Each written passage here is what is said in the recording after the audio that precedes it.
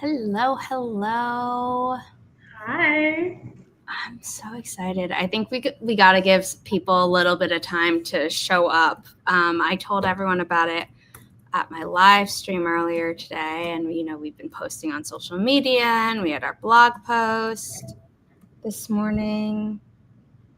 I mean, it takes a few minutes for after it goes live for people to be like, "Oh, it's live." Yeah, and my phone notified me that we're live. So Regina's here. Let's see if my scheduled post on the YouTube community page part went live. Yep. That went live an hour ago. Maybe I should post another one and be like, we're live now. I'm going to share. No, I don't want to edit the stream. Here it is. View on YouTube. Copy link. Just post it one more time so people see us in their news feed. That's my boyfriend in the chat. Woo! Hi!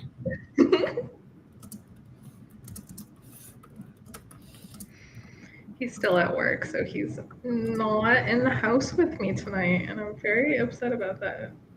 Aww. But he's still in the chat, and he's cheering me on. He got me these flowers. They just love that. Appeared at the door, and they're so beautiful. They're really pretty. Yeah. So, hi, Regina. It's probably not the right vase for them because they're like very tall. Like, overflowing. Yeah, they're very tall, but it's fine. They look beautiful there. Yeah, it's so bright and cheery, and this is bright, but not exactly cheery. Yeah, just a little bit of a dichotomy there between the themes of the flowers and the actual book itself. I mean, you contain multitudes, as do your characters. I really do. They really do. So for anyone who is new, watching, lurking, Kay, why don't you introduce yourself? Because you're the author of today's book release. Hey, I'm Kay. In the past, I have liked to introduce myself as a fantasy author, cosmic dreamer, and teapot collector, which none of that has changed. I am still all of that, still collecting teapots, though I guess in smaller quantities because my living situation is just a little bit weird right now. I'm living with my boyfriend in his family's house, so I can't really like overflow my teapots into their space. So rude. I know. The injustice. Yeah, I wrote this book last year, Heirs of Bone and Sea. It is a Sapphic, dark Rapunzel retelling with necromancers and pirates and moon magic and all the fun stuff. Murder. Yeah, I mean, successful murder as well. Actually, now that I think about it, but yeah. Yeah, just a lot of things happen in that book. And of course, if anyone who has read it in the last year knows that it ended on a cliffhanger. And so today you can finally find out what happens. This is the absolutely stunning cover for the sequel, which Keelan Rivers did again. Beautiful, beautiful work. And they have just this look so fun together. Yeah. Oh, they're beautiful together. I actually left book one at home in a really boneheaded mood when I came back to my mom's place to watch Riley tonight. But we have this beautiful quote praise for Heirs of Bone and Sea book one, brimming with blood and longing, which we actually didn't have in time to put on the cover for book one. But but still really high praise from Kirkus for that. Yeah, thank you. And then just a little sneak peek beneath the cover. Yeah. I'm trying to get, there we go. Trying to get my camera to focus on it. So first book had the shield for Kalei, and this one is the shield for Evhen's family. Because this one really is more Evhen's story. At the end of book one, which, spoilers if you have not read it yet, but it's been out for more than a year now. Exactly 17 months today, which is crazy. Yeah. We're going to try and keep it a little bit spoiler free, but this is like a big spoiler. So everyone, if you're lurking, cover your ears. Well, I'll put my hand up when the spoiler is done and you can unmute. Yeah, so at the end of book one, Evhen's brother has been kidnapped by a tyrant, an immortal tyrant who also happens to be Kelly's father. And so in this book, Evhen's sole goal in this book essentially is to get her brother back. She needs him to rule the kingdom instead of her. She's the eldest, but that's not really what her dream has been. Her dream has just been to live on the seas. She is the heir of sea in the first book, essentially. So this book is just all about her. Most politically savvy person either. She's a little bit too honest at times, and that's just a little. That's not how you do diplomacy. She doesn't quite think she's the best person for the job. And she ends up falling in love with Kalei, which that kind of puts a damper on it because Kelly's father killed her parents. It's a whole thing. If you read book one, you know what happens. So in this book, they're just trying to sort out their really messy relationships, get Evhen's brother back by sort of going on this really long, dangerous journey across the seas to a really deadly nation. And things happen. I'm putting my hand up so people know that the spoiler ended and we're discussing book two now. Yeah. Book two opens with the aftermath of book one, though. So if you're looking at the look inside feature on a lot of book retailers, you're going to get spoiled for book one very quickly. So read that first. But buy the book today. Oh, yes, please. Please go buy the book today. Classic family drama. I mean, it sounds like a classical tragedy. Yeah, I would say that's actually pretty accurate. Yeah. If I knew anyone with drama like this, I'd be like, I am highly concerned. Just a little bit concerned for them, but these are fantasy characters. And none of their drama is my drama because I do not have an immortal father who is trying to kill me. Yeah, I'm so relieved to hear that. Yeah, very relieved that their drama is not my drama. It's all very fictionalized. But yeah, it is a Rapunzel retelling, so this just goes more into sort of the book one was more. I think you could follow the movie Tangled a little bit because I do like to call it a Tangled retelling, but that is Disney's property, which obviously I'm not rewriting Disney's property. Yeah, it's based off of Rapunzel, and this one just expands on that, and it's very exciting. There's a lot more blood and gore as you would expect from a Kay Adams novel, I guess. Yeah. And if you've seen some of my trope posts floating around, there's some death. There's just there's political intrigue. There is a murder mystery happening on the high seas. It's a lot, but it's a very fun time. And I think the ending is what the characters deserve. I think it was very satisfying. Yeah. And that's all I'll say. And for people who are like, oh, you spoiled it. No, a satisfying ending doesn't mean a happy ending. And I'm not saying yes or no to either way. Not necessarily. I just gotta read it to find out. I think book 1 was a satisfying ending in the final chapter. If you hadn't had the final chapter of book 1, I think it still would have been Regina, I see your question. I'm just going to start because we're going to do Q&A a little bit later, but thank you. And you can ask multiple questions. Perfect. Yes, please. Where like that would have been a satisfying ending in like knowing there's a book 2, but some people definitely would have been like, I need book 2 now. And it's like, well, it's still being written, but we appreciate the enthusiasm. Some people either really like the cliffhangers or really hate them. Like, I'm sorry that it ended that way, but it kind of had to. And now you get the conclusion. And it's going to feel that much sweeter, I think. Yeah.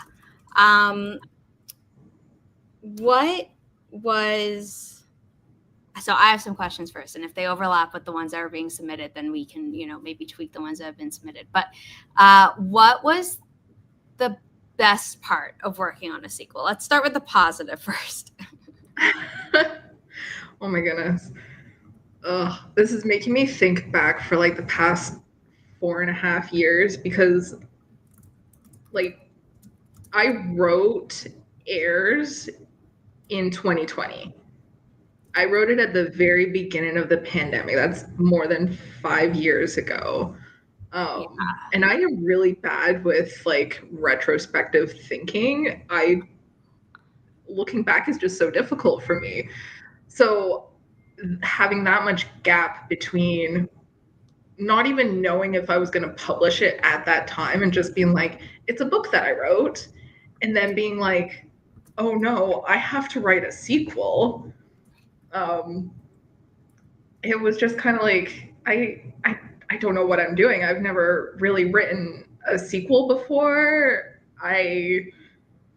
So it was just all, you know what the first draft was like. The first draft, when I got those editorial notes back, I was just like, no. I felt bad because I was like, you had so much good stuff here. It just felt like we needed to structure it. Like we needed a book. Exactly. Like I think I was just trying to do too much at once, and you were like, you have this subplot, you have this subplot, and it's like, it wasn't that you were introducing them at bad times. It was just like, if you introduce it here, then we can't forget about it later. And it was just like the main plot was maybe moving away from the subplot, so they need to like I'm a pantser. I don't plot. Even if I try to, I just can't. Isn't that every author's kind of thing? It's like, oh no, I have to write a sequel now. And then also think about what happens in that sequel and how to end it satisfyingly, since this is a duology. It's done. It's over. Their story is over. But I think, I don't even remember what your initial question was anymore. What was the good part of writing the sequel? Good part, it's not the bad part. I think it was kind of, I had really fun sort of expanding the world that I created, because in the first one it's just sort of relegated to just the main continent, and this one they get to go overseas. And so I had a lot of fun being like, okay, I know that they need to get to this place overseas, which is a really hostile nation full of murderers, assassins, all of these kind of things, but it's going to take a while for them to get there. So what happens during that 10-day, week-long journey? Well, you got to read the book to find out. But I think that was really fun, just sort of expanding it and allowing one of the side characters from the first book to have her own little backstory be a little bit more revealed in this book. And I thought that was really fun. Yeah. And it's just, we had all these places on the map, and it's like, even with where they go in this book, like it's not included because it's such its own thing. And that's the thing in the book as well, where it's like you have outsiders going into this country, and it's like, you don't know how our country works. Like, you think you can do whatever you want, and you are an outsider. They find out the hard way that they don't know how the rest of the world works, especially that one country where you can't just go there and be like, hey, give me your military. That's not how that works. Yeah, that was a bit of a rude awakening. I mean, granted, I think the person demanding the military, I'm like, yeah, no, you deserve that. Unfortunately, when it affects characters I love, I'm a little bit more like, oh my God, why? Yeah. No, obviously no spoilers, but like, yeah, it's a fun time in that new country that they experience and explore. Fun for the author, not fun for the characters. I mean, depends on your level of anxiety that you can still call fun for the reader. Yeah, exactly. Fun times. But yeah, 4.5 years, basically. That's a long time for. Yeah. Like, I don't know if I knew that you had started it that early. Yeah. So even when I first submitted to you, it was still like 3 years, I think, 2.5 before, and then it came out last year. So that's 4 years since I wrote the first book, and it's like, okay, well, I had started the sequel, I think shortly after, maybe 2021. But obviously at the time I hadn't sold the first book yet, so I didn't know what I was doing with the story. Yeah. It was just for fun. And then I went and wrote 2 other books in between that, which obviously I've not published yet, but those were just really fun projects to work on. And then it was like, okay, book 1 is now going to be sold. I need to start thinking about the sequel. So all in all, to get to actually Regina's question on how long it took me to finish the first draft, I don't know. It was probably, I could probably go back in Scrivener and actually figure out when I started writing it and when I finished it. I want to say all in all, maybe a 1.5 years, just like working on it and like sort of dedicated to it. If that is that like the timeline condensed, or is it like you had time working on it and then you were working on the projects and then you spent like a 1.5 years focused on it? It wasn't like a full 1.5 years, like nose to the grindstone, kind of head down working on it. It was kind of like from when I really decided to start working on it to the completed project was probably about a 1.5 years, but over the course of those like 4.5, 5 years, kind of, if that makes sense. Yeah. Let's talk about the momentum of it. How, because we mentioned the edits, and you know, you posted on Threads being like, "Oof, these edits," and I was like, "Oh no!" No, like, It was such a good story. It was just like, we need to add some structure here. You know, we gotta keep the readers interested the same way that with book 1. We don't want it to go off where it's like, I want this subplot and this subplot and this subplot, but like, what's happening with the main plot? Like, we couldn't lose that. And like, I was very like, I was excited about your edits. I was like, I know that you want this book to be the best that it can be, and when I submitted it, it wasn't. But it was just like, oh my goodness, I have to. I almost kind of changed the character motivations like head over tails. Like they were almost a complete 180 of what they originally were. And so that was daunting because it was like, I need to now not completely rewrite the entire book because I think I only had like a month to do that. But it was like, I need to add in a few chapters to figure out why the characters were acting that way. So, like, keeping the momentum going, it was kind of like, I knew where it needed to be. And I had a really, really great support system in my boyfriend at earlier this year when I was working on the edits, because I was like, I don't know if I can do this. But I did, and he just kept encouraging me to be like, sit down, you need to write now. Yeah. And it worked. So it was very daunting, but I was really excited about it because I wanted this book to be what it is now. Yeah. I think that's exactly what I had been trying to write, and the first draft just was not it. It felt so disingenuous to the characters. But now that I think some of it was like, this is what they need to do. And I'm like, we need to see the reasoning on the page. Like, I do care, like, if I felt like they were acting completely out of character, I was like, we need a reason why they're either acting differently than they did in book one, or, like, we need to revise this so they act more like they did in book one.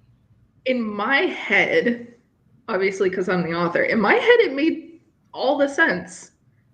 But then I was looking at your notes, and I was just like, oh, yeah, you can't read my I'm mind. not there, unfortunately. You're not in here. I need to put it on the paper. Yeah. And so I finally I did the thing. It was very scary, but it was very fun. It was very challenging because I had never book one. I don't recall there being that many edits to book one. There weren't. It was mostly like one thing was like, okay, this is a little bit too close to an existing IP. We got to make it a little bit more unique. Yeah. And I think what we landed on was really good. And then there was, I don't want to give too many spoilers, but like a certain party that goes very, very wrong in book one. Some of the events when I was reading it, I'm like, I know it's supposed to be disorienting, but if I can't figure it out, we gotta like clean up. Yeah. So I think we streamlined some of that stuff, but most of it was like, no, it's here. Like, just gotta make sure that like grammar is okay and that there's not like, any weird inconsistencies, because you don't write it all in one day where it's like, oh, everything is. Of course, it's the same because there's been no gap in time. It's like, no, you were working on this over a period of time. So I know exactly. I forgot that like this character already did this action. Why are they doing it again like 3 paragraphs later? And then it's just like, oh no, minor fix.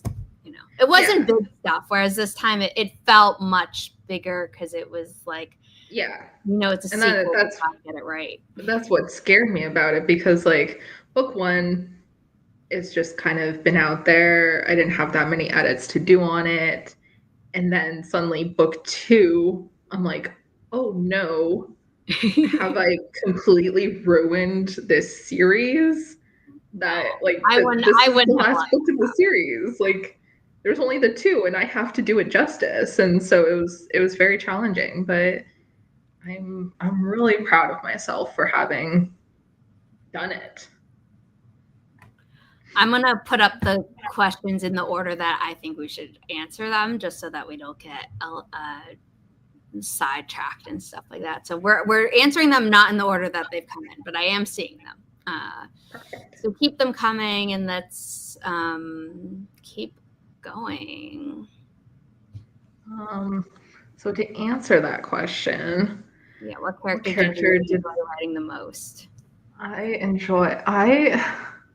So this also ties in with one of Regina's questions, like her most recent one, which you haven't put up yet, but about writing in this universe. I am for fun writing a spin-off for Ikana, who is the navigator of Evhen's crew. And she has a really, really, really fun backstory that I touched on in this book. And I think I had so much fun writing just those little snippets of what her life had been like, because in book one, she's very mysterious. Like, you don't know where she's come from. You don't know how she came to be a part of Evhen's crew. And then in this one, it's kind of like touched on a little bit, but not to the point that like you don't need to know her story. It's kind of fun. And I had really fun writing her. It's fun to open it up, especially because she is someone who is such a closed book. I mean, one could argue that like Talon is as well, but he's much more upfront about why he does things, I think. Is that fair to say? Yeah. Whereas Ikana is like, if she's doing something, she's doing it. But you might never know why. No. And like it's not your business. And if you piss her off, like you're in danger. Like she is scary. She's that weapons master as well. Yeah, she's the weapons master, but she's also that meme where looks like she could kill you. Yes. Evhen is I think looks like she could kill you is a cinnamon roll. Yeah, and it's like no, looks like she could and could. Yeah. Ikana is just, you don't. They even say, I think in the first book, that you don't even want to like you don't want to pinky finger before she's had her coffee. Yeah, and like her pinky finger is like the most deadly part of her. Like she's very fun. Yeah, that was a funny moment where you're like, oh, okay. It's like I want to cross her with like a butter knife or something. Like, she needs her wake up. Hi, Auburn. Hi, Auburn. Where it kind of needs her caffeine to wake up the same way that many people do in real life. But you know, if I knew someone like that in real life, I'd be like, why would it have ever been a question that you would talk to her before you had her coffee? Like, no, like that's not a discussion. Like, I don't know if you see that often in real life. Like I like to have my morning coffee. I don't think I'm particularly snippy or deadly. I am grumpy in the morning, but like I don't need my morning coffee. Like sometimes I don't get it on the weekends, but like I'm not gonna do a little unaliving because of it. Okay, no, I mean I don't know anyone like that, but I will say that my family is absolutely Auburn. We're gonna do a reading after we finish this question, and then we can share our favorite quote after, as long as it's not too spoilery. I'm gonna have to find a favorite quote now, I guess. I know. I was like, I should have asked you for this in advance. I do have a list of quotes if you want me to like screenshot that to you. Flip through. Yeah. Pages right here? But yeah, I don't know anyone who would like is violent when they haven't had their coffee, but I've definitely had people who are like, do not talk to me before I've had my coffee. Yeah. But like I find it's a very funny thing that you see in books where people are just like, no, I need my coffee. And it's like, well, I'm gonna put that into a fantasy book because I can. Why not? Yeah. And it's always interesting because it's like if I'm editing a book, you know, one of our other titles from Inimitable Books has the F word in it, like as a curse. And it's like, does that take people out, or is it like, no, it just like it's part of the world and you don't explain it. Like you have see shit.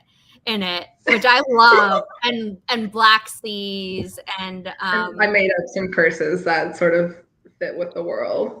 Yeah, I think I used the F word though in this book quite a bit. I think you made me cut out a few. You do as well, and I was like totally for it. Oh, I'm looking through, and I just saw like one of the special chapters with the extra special headers.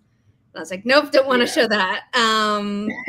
No, you know, but sea shit, black seas. I feel like you had a third one that you use every so often, and my brain is blanking on it. But yeah, no, it's a lot of good stuff. But let's have you read exactly. Yes, that's true, because it does tell you a lot about the kind of world that they live in. So like sea shit, that's something only Evhen and her people would say, because they live by the sea and they want to be on the sea. Whereas like Kalei is very sheltered. She's not going to be using words like that. I think at one point in this book she does say the F word, and she's just like, Evhen is fond of that word, and it sounds nice. I like it. Yeah, it's like it does what you want it to. Exactly. That was also part of me. Like, I grew up pretty sheltered as well. I did not start swearing until very, very recently, overcoming like religious trauma and all that. So it was like, it's a fun word to say. I like to say it sometimes, but never around my family because they might murder me. Yeah, I started swearing in middle school, and I didn't do it around family until I think I was definitely not until I was in high school, and definitely not as freely as I do now until I was in college. But even then, it's like only on certain topics. Yeah. I think for the reading, you could maybe end with the bottom of page 4, unless you want to end sooner. Bottom of page. I don't want your voice to give out. I could probably do that. This is inspired by Rapunzel, not the Little Mermaid. Yeah. I think. Yeah. So we're starting from page 1. The trigger warning just before she starts reading. In general, this book is bloodier than the first, and there are several descriptions of body horror related to bones that are crucial to their respective character. With that in mind, please be aware of the following content warnings while reading: graphic descriptions of fantasy violence, attempted filicide, which is killing one's daughter, patricide, killing one's father, grief pertaining to death, mention of severed body parts, description of drowning victim, vomiting, depictions, and implications of torture. It's a fun time. It's a super fun time. Yeah. Yeah. So I'm going to read a little bit from chapter 1, which this is what it looks like. It's very pretty. Yes. And this is from Evhen's perspective. Yes. The headings are different. Sorry. The headings are different this time, but they are still the same points of view. Yes. Yeah. It just alternates. It starts with Evhen this time around because this is more her book. Is there a beach in this book? There's a beach in the first book. There's like a really rocky shore at one point. I know. I'm like, does that count as a beach though? No. I mean, not when you want to go to at any rate. But anyway, I'm going to let you finally read your own book. I don't think they ever really go down to the beach in this one. There's some bad memories on that beach.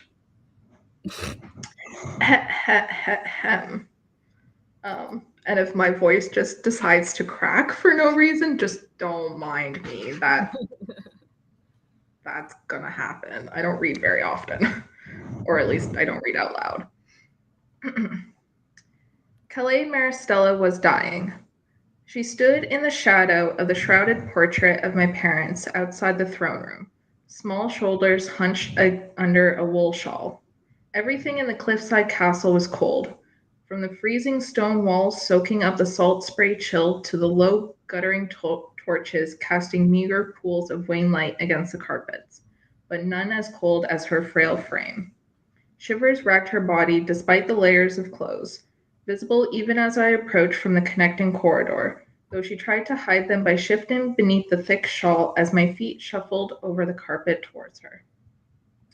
Her neck was craned back to take in the full height of the portrait, its edges skimming the high ceiling, but she dropped her haunted eyes to me as a corner of the shroud flitted in the stale air.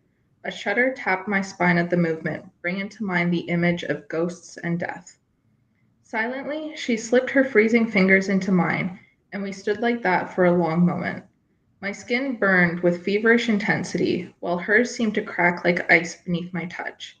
I rubbed a hand along her arm, desperate to ease some semblance of warmth of life back into her veins, but nothing I did seemed to work. She had lost more than just her power that day 3 months ago on the beach. She lost her family, her connection to the moon, and nearly lost her life as well. And every day I feared she wouldn't wake, succumbing to the monster that chased her. The sirens had told me she would always be dying. That was the price for exchanging one life with another. But I had hoped she was strong enough to survive. She took up space wherever she went, commanded it as grandly as one commands armies, planting roots to sprout like weeds in her absence, always leaving an earthy scent in her wake, as if she were made from clawed and rain-soaked graves, cold things, dead things. A tickle on my tongue that reminded me of the change in seasons, a constant. Now she didn't know how to exist in this world. She was haunted and hollow, frail and feeble, about to crack with the slightest sea breeze. I didn't know how to fix it, and it terrified me to think she might not see the new year in a few weeks. It was supposed to be a celebration of new beginnings, of life, but Kalei was losing hers. I actually think How are that's you feeling today? I asked, the latest note from her father burning in my pocket. A sizable stack of them was hidden in a drawer in my room, each of them with their own demands that I had spent the last 3 months fulfilling, unable to refuse out of the fear that he would hurt my brother. I swallowed hard, conflicting thoughts of Aleki swimming through my mind, and turned my full attention to the girl next to me. Bone-dusted hair brushed her shoulders as she shrugged. The strands were dull and dry, no longer gleaming white like freshly fallen snow. She didn't seem to mind the embedded chips of bone in her hand and hair anymore. There had been a time when they moved and writhed, especially during our times in the catacombs beneath Zesta, a jewel of a city brought low by her frightening power. Magic that no longer thrummed in her veins, no longer made her the princess of death. She didn't hold sway over the dead anymore, and the beads of bone in her hair didn't rattle anymore. Cold, she answered, pulling her hand free to curl it beneath the folds of her shawl. That was her usual answer these days. Some days she felt sick or tired, but most days she was cold and unable to get warm. Still, I wrapped my arms around her neck, ignoring the way her shoulder dug into my throat, skin pulled taut over the sharp bones, and turned my head away from the pieces of bone in her hair that tickled my cheek. She stiffened for a moment, then leaned against my chest with a shuddering breath, eyelashes stark against her cheekbones as they fluttered shut. In the silence that followed, my heart beating a steady rhythm against her back, I gazed up at the portrait of my parents. Kalei had offered once to bring them back from the depths, but I had refused to allow life to be planted in their mangled bodies, chests carved open, heads bashed in, limbs twisted at odd angles like spiders, reaching for me in the blood-stained throne room. Their screams echoed even now, carried on phantom breezes that cut through the chilly corridors, their ghosts hovering at the peripheries of my sight. All fluttering death shrouds, skeletal fingers, hollow eyes. I closed mine with an uneasy sigh, but that didn't stop their ghosts from finding me in the confines of my mind. painted across the black in angry strokes of red and blue, blood and water. Even if she had caught their souls and brought them back, they'd look like that forever. Not how they were painted, happy and proud and so very alive. I wanted to remember them as they were, before war, before death, but too much had happened in the last few months that any memories associated with them had been tainted with blood and salt. It was too hard to think of any happier memory, so I had stopped trying. The people in this portrait weren't my parents, because my parents were dead at the hands of Kalei's father. My muscles tightened, an involuntary reaction at the memory of that vile man. He had stolen the vibrant life from Kalei's veins, had ruined countless others, all in pursuit of a legend that turned out to be true: immortality. The amount of pain and suffering he could continue to do with that power caused my stomach to sour. Kalei twisted to face me, sunken eyes half lidded. "Ev," she whispered, concern creeping into her voice. I heard her as if from a distance, painful memories crashing into the front of my mind to drown out everything else. The painting, the hall, the girl beside me all vanished in the rioting turmoil. A wash of dark waters, frigid and filled with death, loomed over my head, bearing down like the waves that took my life. Cold arms wrapped around my middle. The shawl slipped, revealing Kalei's ashen skin as she held tight. Bones brushed my cheek, the sensation rippling through me. I drew in a shuddering breath and blinked away the tidal wave until the hall came back into focus. My mother and father looked down at me from the portrait, their painted eyes shining with love and understanding. They had always wanted me to be happy, but they had also wanted me to be a ruler, to follow in their footsteps and lead our people, sit on a throne that was designed for a much greater person. With this fear closing my throat and stealing my breath, I couldn't be that person. Cheeks burning with shame, I glanced away. Kalei's head was nestled in the crook of my neck, and I gave her a lingering kiss on the top of her head between chips of bone in her hair. The quiet moment gave me time to breathe, to calm my racing heart. She had done something similar once, long ago, on a mountainside, when I thought the world was crumbling around me. Anxiety had eaten away my rationality, created monsters of snow and shadow and smoke in that cave, and Kalei had healed my fear the same way she had healed my shoulder, her magic wrapping around me until I felt safe again. She didn't have her magic now, but I felt her power all the same, strong and solid. Kalei craned her neck back to gaze up at me. There was a glimmer in her eyes, a haunted glaze that shone in the torchlight. It reminded me of the things I saw on that cold, dark beach after the waters pulled me to their depths. Black sand shimmering with lost souls. Creatures of shadow and smoke swooping out of the gray sky. It reminded me of the sirens' baleful gazes, hate and rage in slitted pupils. Beings not of this world. She was losing herself, and it terrified me every time I looked at her. I love that. It is so good. Yeah. My throat was started to close up right at the end there. Yeah, no. Drink some fluid. So good. Why that happens at work sometimes. I'd be talking, I work in retail, I'll be talking with a customer and then suddenly my throat is just no, you're done talking now. I'm okay, I'm just gonna go to the back and I'll be fine. Yeah, that's some beautiful prose. Yes, it is. Thank you. Oh, I really love how you have them describe each other. Bree, thank you for being here. Auburn saying, "My heart hurts. It's such a haunting song in the best way possible." Yes, it is. It only gets worse. I mean, better for us in 300 pages. It gets better for us. Yeah. Them, probably not the adjective they would use. Remains to be seen. Yeah, so if we say favorite quotes, I'll give you some time to look through your book, but I found one at the end of chapter 3 where don't throw away what she gave her life for, which I think cute. Is me saying cute, I wrote it. I do appreciate, I wrote these. Why am I saying I appreciate? I'm a big fan of the way that I started chapters 1 and 2. Yeah. So it starts, Kalei Maristella was dying, and then Evhen Locks was drowning. Yep. From Kelly's And point of if view, because you it's like unaware, the flap moved. That's exactly where I got it for the book. Exactly. Because it was just so powerful. It's so poetic. And I knew that from the start. I was like, oh, I know what I'm taking for the book description.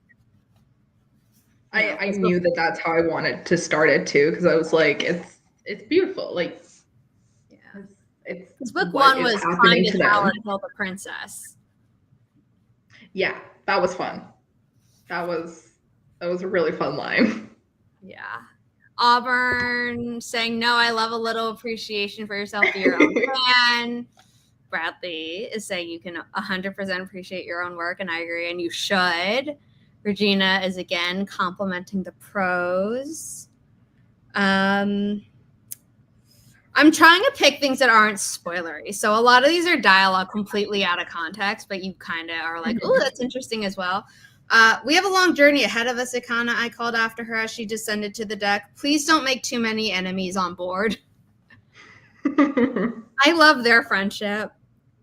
But I'm not even going to say who said that. Let's see. Why did I have my finger placed here? I think I was something else. Okay. I just came across another one.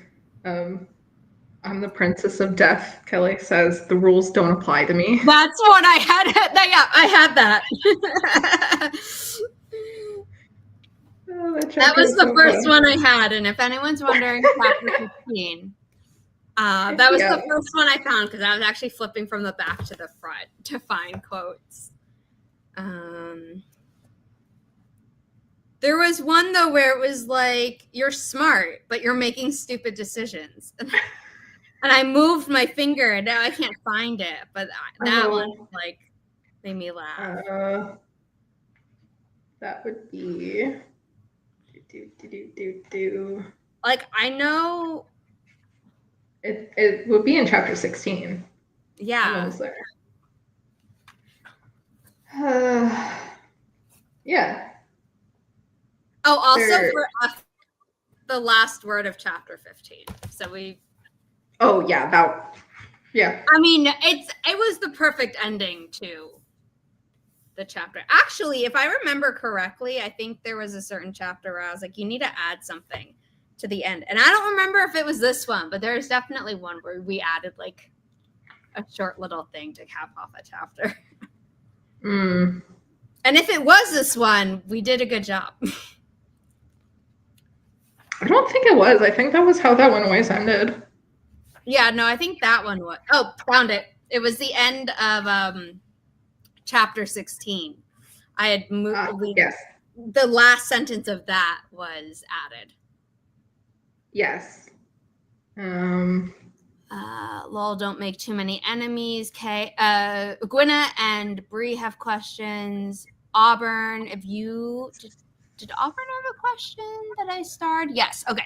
So we're going to get back to that in a moment, but we're actually still trying to answer Auburn's question of, do you have a favorite quote?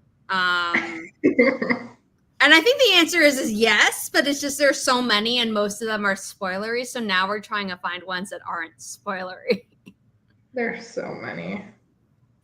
A lot of them do turn up in dialogue just because dialogue is just so fun to have those kind of clips. Yeah. Do. What happened? My niece has a sharp head. She's not particularly good at punching, though. Oh, it's so funny. So funny. Yeah, I definitely laughed and smiled a lot while reading your dialogue because like awful things are happening, but if you can't have any levity, exactly. So Auburn, the answer is mostly again, yes, we have favorite quotes from the book. You're going to have to read it. And what we've been reading are pieces of dialogue out of context to tease you. Yeah. It's just the whole book. That's all I can say. Okay, do you want to do like a positive about writing the sequel again, or do you want to do like the challenging aspect of writing a sequel? And then we'll get to Regina's thing about whether or not you're writing in the world again. But I mean, I touched on both the positives and the negatives. Yeah, they just weren't here. So if you want to like recap it really quickly, let's just go with this one first then, I guess. Because what was your favorite part to write? My favorite part specifically to write was... Is it the one with that really special chapter heading?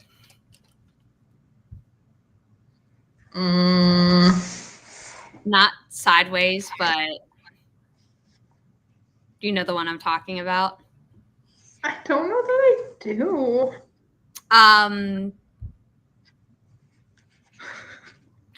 Instead of the side one, it's the one where it's facing front, and it's where shit hits the fan. I'm not too sure which one that might be. Okay, hold on. I'm gonna write to you in the private chat over here so you can see it. You're gonna have to, if this is true, you're gonna have to find a way to say it without being spoilery. Oh.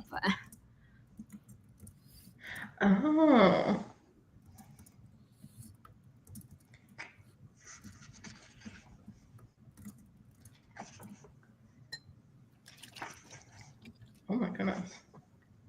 No worries, Bree. I honestly did not even notice those special chapter headings because clearly I didn't do a good job looking through this book. Well, we had discussed it, and a lot of things were happening at the time that we were discussing the formatting. So, but yes, that was a very, very fun chapter to write. How do I say it without spoilers? Kalei. So technically non-spoilers, but because I think it might say it in the description. Let me double check very quickly. Yes. Kalei sort of discovers that she has a different kind of power. So in the first book, it was from healing. So she could heal injuries and also raise the dead. She's a necromancer. That power gets severed at the end of book 1, but she discovers that she has this new kind of power and she starts playing with it throughout the book. And close to the end, she goes ham with it. Like Oh yeah, and she discovers what exactly she can do with this power, and it is terrifying, and it's very fun, and she deserved it. She deserved that.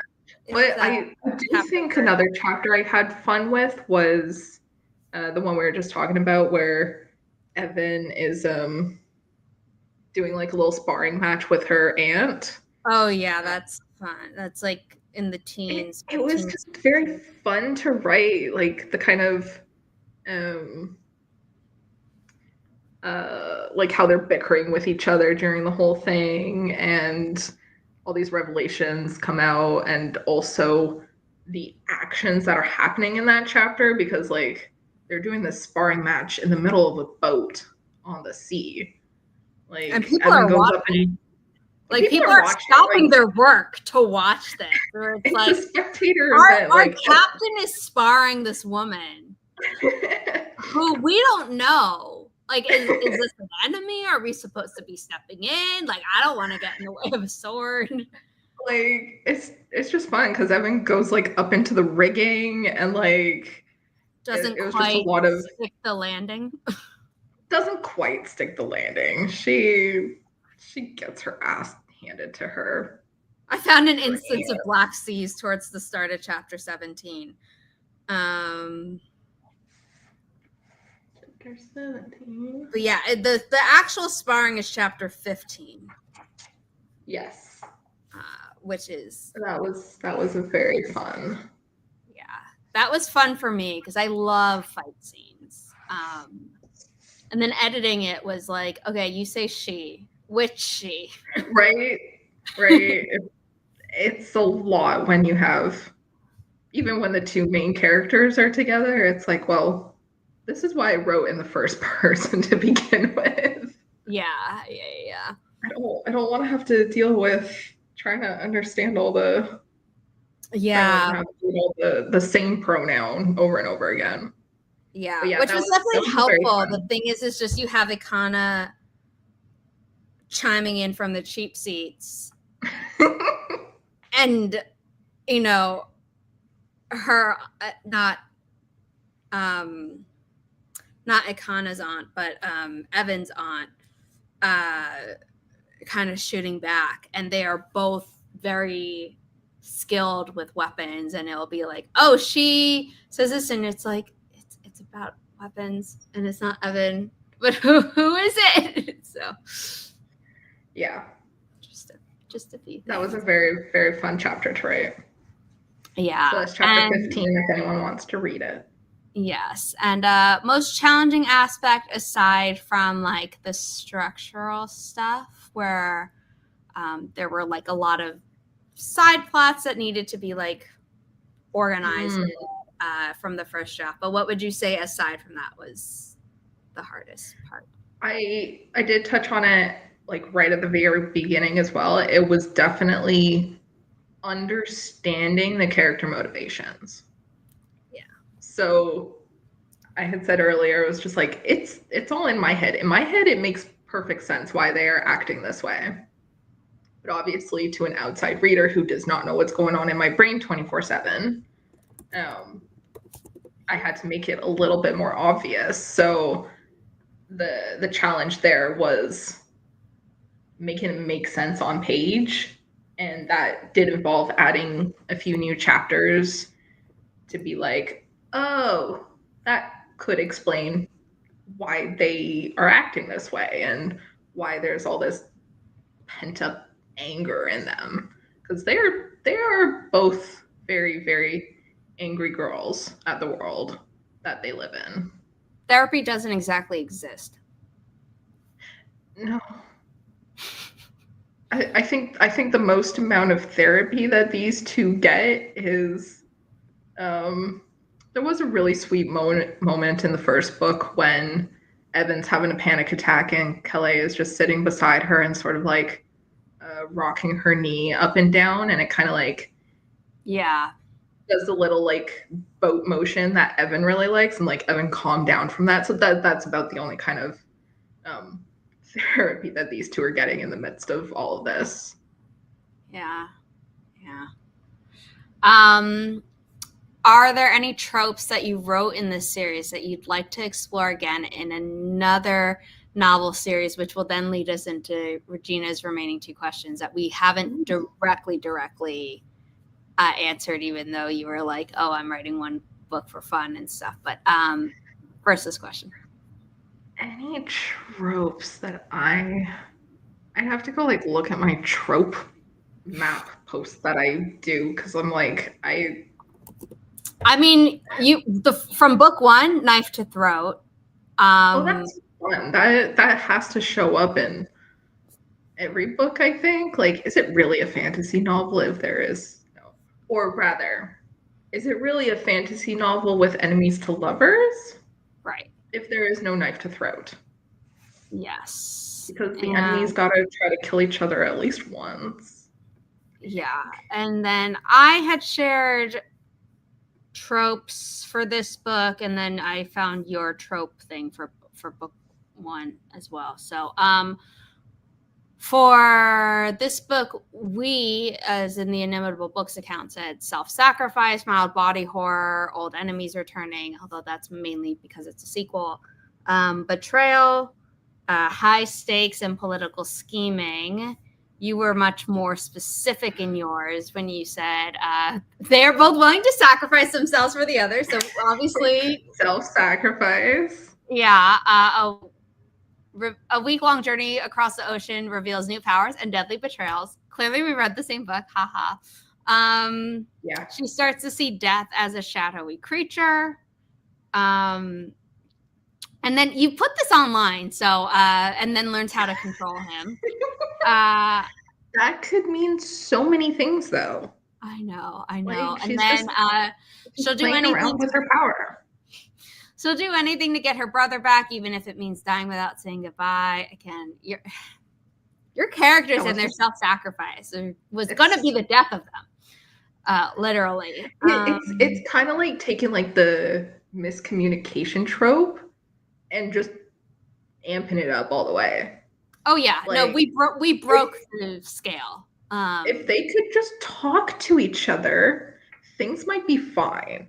But they're like, no, I'm just going to sacrifice myself for you. Well, I'm going to do it better. Yeah. Not if I do it first. And then you have a ship on fire and screams in the night, which I know what that reference is. And yes. That was very fun to write.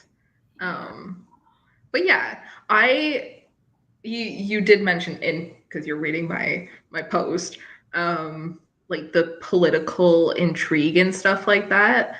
Mm-hmm. I was never really a big fan of that. I'm not going to get into real life politics. No. Just for the fictional part. Well, yeah, like in books, that's never really been like a big thing to me. But so it was really fun to explore in this book because I was like, well, these things are happening. Evhen has a kingdom that she needs to run, whereas there's this council that is like, are you really the best choice? Stuff happens. And so it was like, it's really fun to explore because it's like it could ruin their entire lives. It's also interesting for you to say that you don't really love it in like other works necessarily, because most of your subplots for this book are political scheming, and that's all I'm going to say. It just kind of happened that way, and I was just like, well, this is fun to explore. And I do find in like some of the other books that I have written, it kind of plays a role. There's just like a hierarchy of things, and you gotta either like play by their rules or make your own. And I think that touches on like the political intrigue to an extent. So I think that's something I am trying to like sprinkle into some of my other projects. And also it's just very like, it's not easy per se to like have these like political intrigue subplots and how they can talk to real world issues, but it's a thing that can happen. And obviously you just got to be careful with that, but it's a way to like, fantasy is a way to examine our world. Mm-hmm. And so putting political intrigue and court politics and all of that into a fantasy novel, you can pretend that it's just fantasy and fiction and that doesn't exist, but it's speaking to real world issues. I think also the fact that like older fiction talked about similar things just kind of proves that humanity is a little bit repetitive. So you know what? It's not devoid of real life, and that's okay because history counts as real life.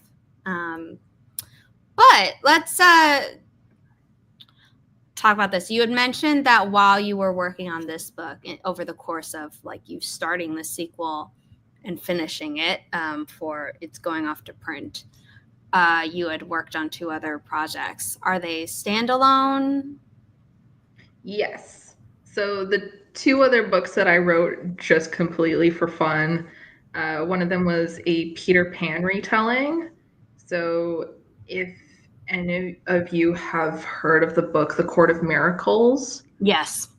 by, I forget the author's name. I can picture the cover so clearly, and I also can't remember the author's name. It is that in itself is a Les Miserables, and I think it's the Jungle Book. Yes, yeah, it is. By Kester Grant. Yes. I read that book. Brilliant book. Like, obviously, I love Les Mis, so I'm gonna read.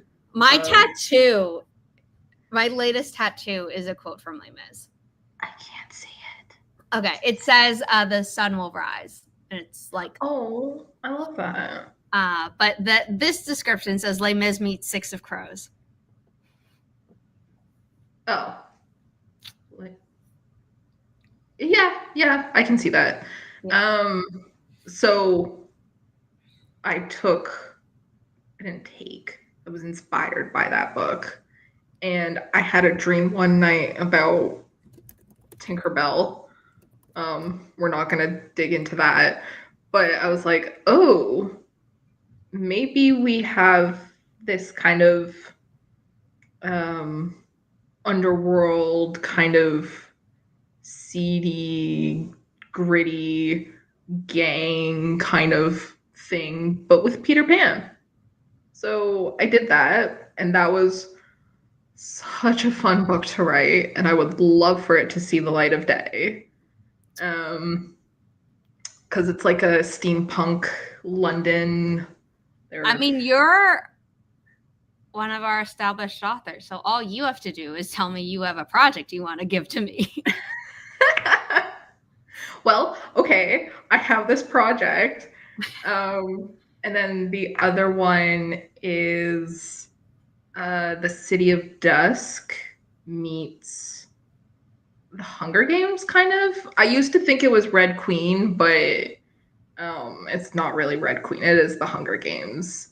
It is about the hierarchy of the gods. It's celestial magic. They have the gods have like vessels on Earth.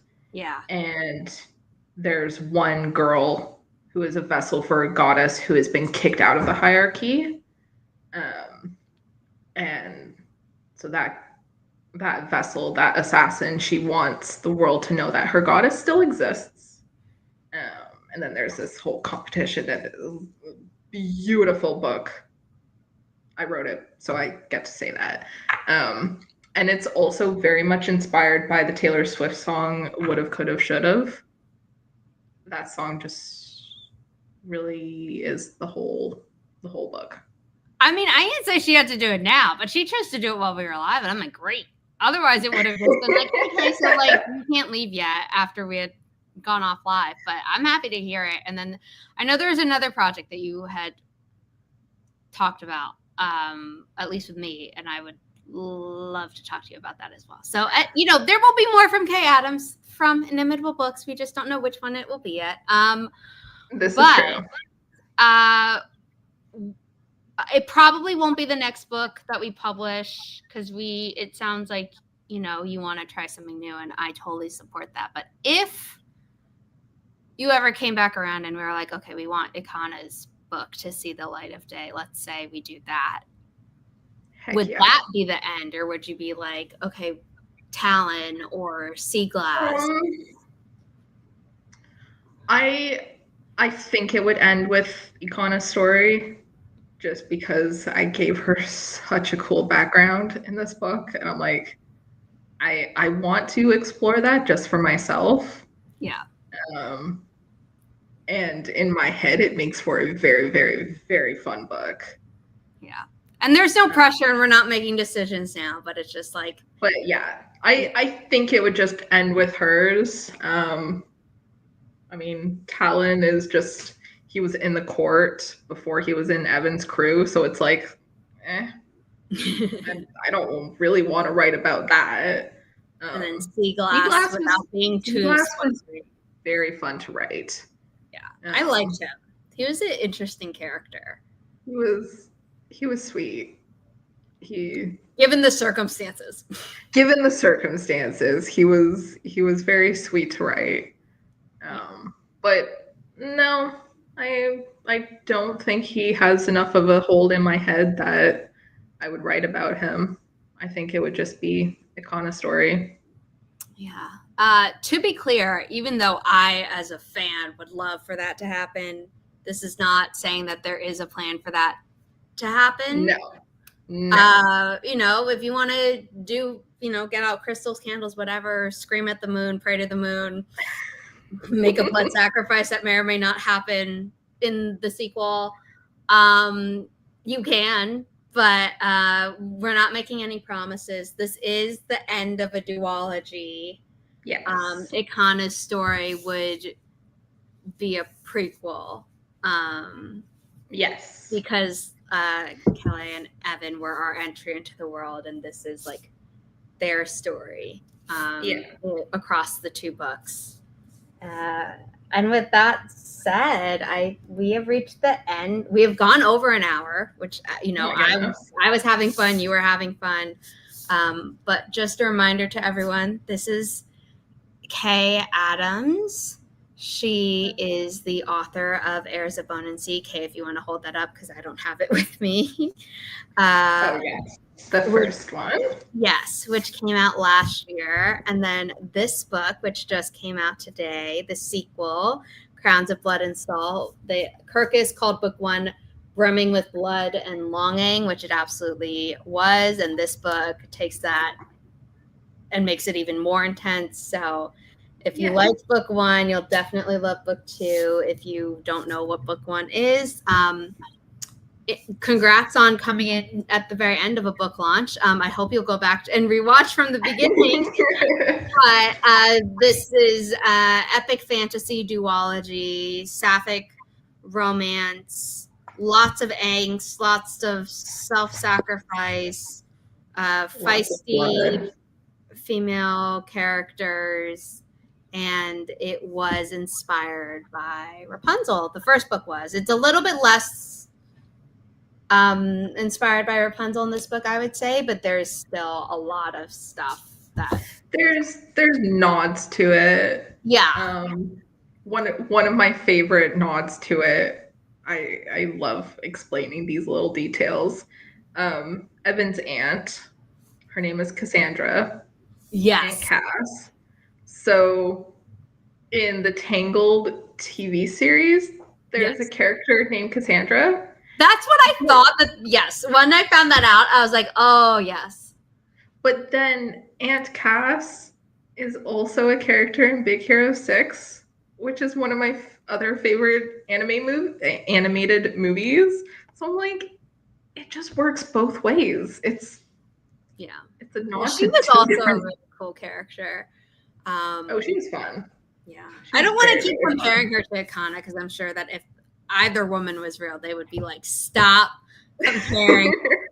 But they're both really cool. You get to meet Ikana in book one. You get to meet Aunt Kaz in book two, but you still get a lot more of Ikana in this book as well. So the side characters are really well done. It's not just like, it is really all about the two, but it's also you have a cast around them and they're fun. They're a good time. Yeah.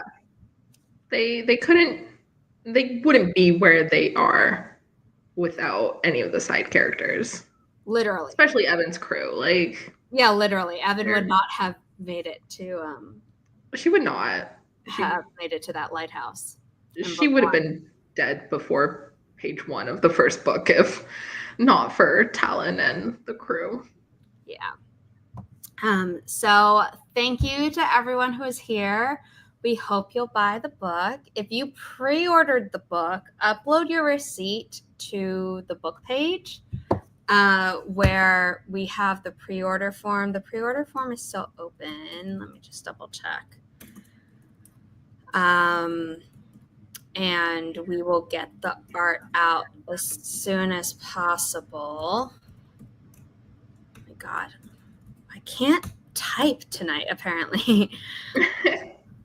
I'm like, I know how to say the title. I know how to type the title, but my fingers just didn't want to type the hyphens required between everything.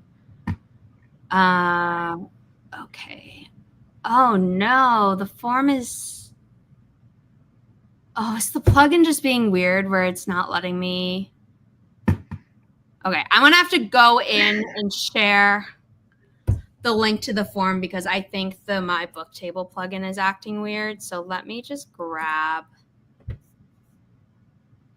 the pre-order form so that if you're here, you can fill it out and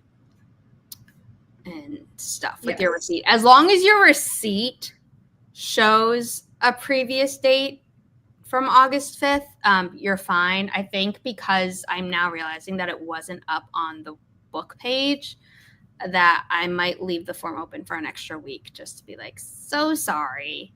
Sure. A lot has been going on with the website in like the past 2 weeks, so it's a little bit... Because they would be getting the beautiful character art done by the extremely talented Georgina Donnelly, which I can, like, I don't have printed copies, but like that is the goal one day, to have a beautiful printed copy. But I can share it from my phone. Yes, I will send you physical copies of your beautiful art, Kay. That would be one of them. Yes. That's Kalei. Yeah. She has little bones in her knuckles and also in her hair, because that's what happens. Yes. And then stunning Evhen portrait with her little crown. Yeah. I like the red and blue palette as well because it's stunning. Yeah. It just goes so well with like one, like book 1 and book 2, but like it's just, she did such an amazing job again. Yeah. So you don't want to miss the Dark Depths duology by Kay Adams. It is up on our website. The pre-order form is here because the website got weird, and I am going to fix that right after we log off. But thank you to everyone who is here. And if you like the first book and haven't left a review for that yet, please do, because it definitely helps. And yeah, I hope everyone has a good night. Are we also doing a giveaway? Oh my God. Yes, totally forgot. Oh my God. Thank you. It's been a day.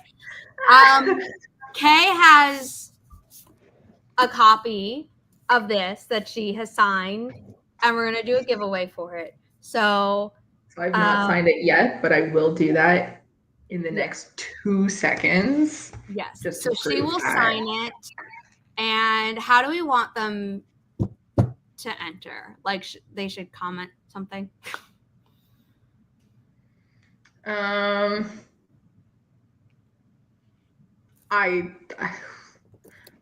don't know. I do not know the like technicalities of a giveaway. No. It could be whatever we want. So part of me wants them to like say their favorite sea themed like curse word, but I don't know if that's a good idea. I don't want to get in trouble with like YouTube policies. Let's do, who is your favorite fictional pirate? Ooh, I like that. Yeah. I was gonna go with like favorite Disney movie, but favorite fictional pirate. Yeah. Because if it's a real one, I'm like, I'm gonna have to Google that, and I don't like. We're trying to. And I am signing this book like right now. Yeah. I wish I had a red Sharpie, but I do not. I haven't signed a book in so long. I tried to go to the bookstore at the mall I work at today, and they didn't have any, and I was like, oh. Oh. They still have one copy of my first book, but they didn't get the second one, so that was very sad. Aw. Maybe, I mean, it is in Canada, but they should have had it. I don't know. Maybe indigo. It's a very, very small indigo. Also proof that I just signed it. Yay! Okay. It is a very, very small indigo, so yeah, maybe the bigger ones took it. the bigger ones should have it.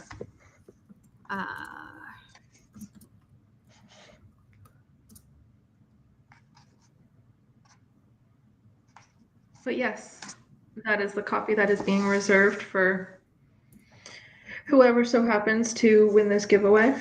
Yes. It is the copy that I read from.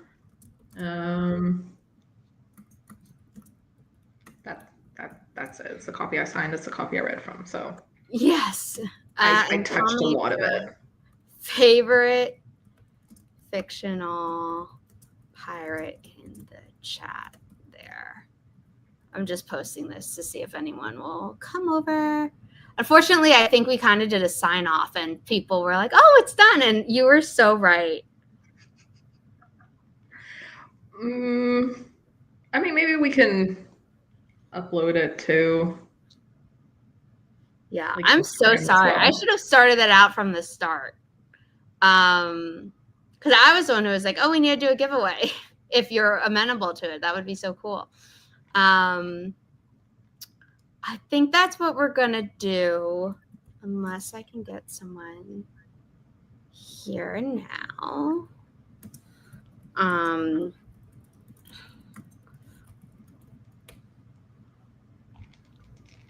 It would be funny if your significant other just commented, it's like, I don't even have to ship this.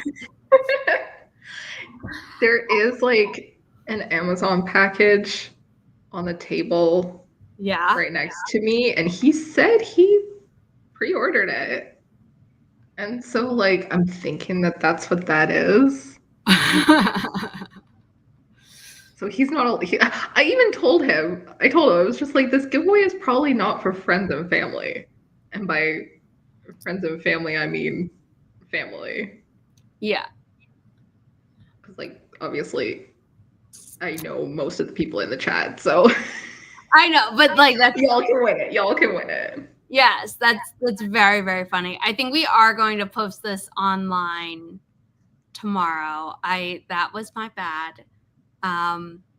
But I have loved this live stream and we are. It was so fun. I hope your release day has been a good one. Here's to many more, because like you said, you have other ideas and I am happy to hear them. And I have projects galore. Yeah. So congrats on being a twice published author. That's crazy. Finished a series. So and I mean, Regina, if you want to enter, you could just win by default now.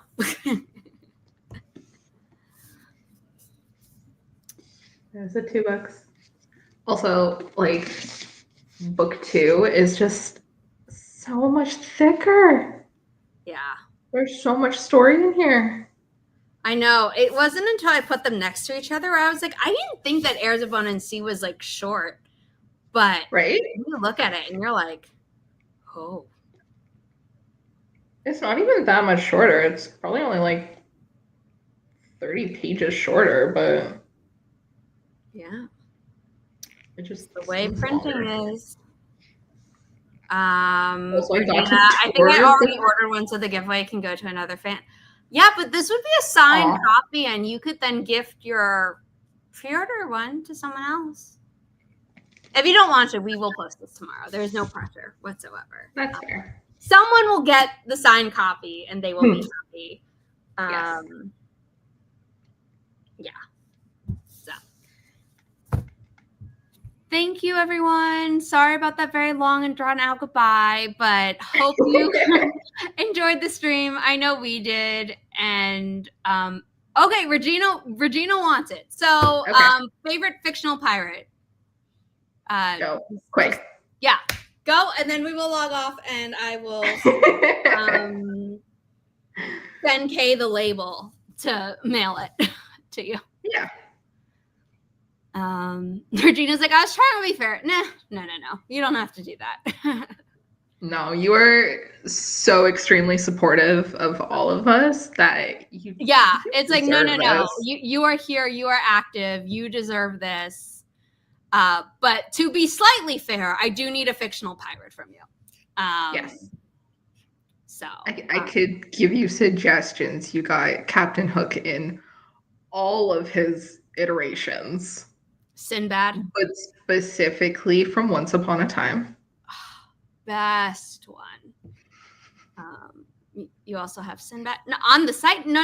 Just like in the comments here. Just say your favorite fictional pirate. You could also say Evhen from Heirs of One and Sea if you wanted to. But there's there's Jack Sparrow, whom we all love. Jack Sparrow, Sinbad, there's especially Captain Barbossa, whom we all love. Oh, yeah. Technically, Elizabeth Swann is a pirate. She is a pirate king. Oh, she was is such a good character. Yeah.